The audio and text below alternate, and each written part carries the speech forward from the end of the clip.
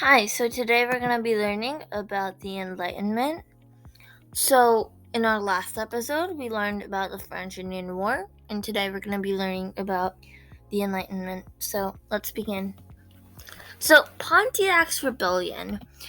In the spring of 1763, an Ottawa chief named Pontiac realized that with the French out of the way, the English, or the British, have unrestricted access to the Western lands, which means that they can access the Western lands very easily.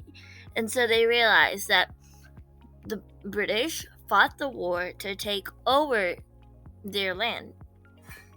So, Pontiac led a revolt to thousands of Indians that attacked frontier settlements. And smallpox hit the tribes too. So, the smallpox had come from the British and the French, and so they had spread amongst the Native Americans. And these Native Americans were not immune to things and sicknesses that came from the outer world, meaning that came from different countries.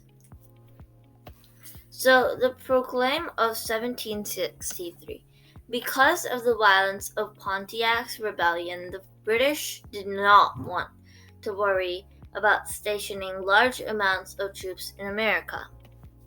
The British government proclaimed in 1763 that no colonists can settle any land past the Appalachian Mountains. All western lands belong to the Indian tribes. This made many colonists upset who wanted to settle lands in Kentucky and Ohio.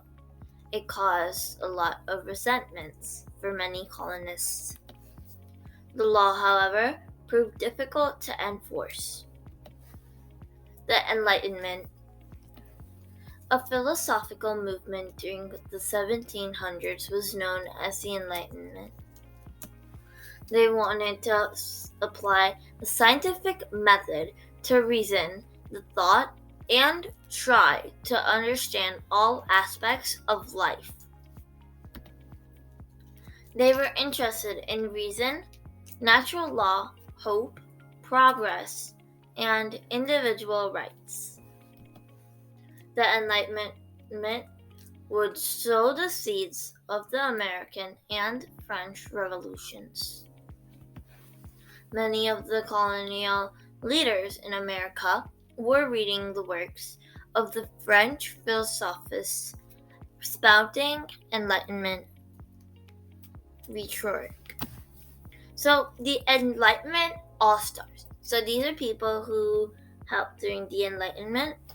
First was John Locke. You might have heard of him. He supported natural rights of life, liberty, and property. And government's job is to protect the rights of people, he believed. Voltaire, he believed in the freedom of speech and freedom of press, and he also believed in the freedom of religion and the advocacy of tolerance. Montesquieu, he was from France, and he believed in the separation of powers within the government, and no one part of the government should have too much power. So everyone should have equal power. Rousseau believed in everyone is born free and everyone is in they are in chains.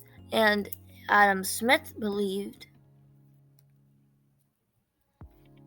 in capitalism and laissez-faire. So now let's have some questions.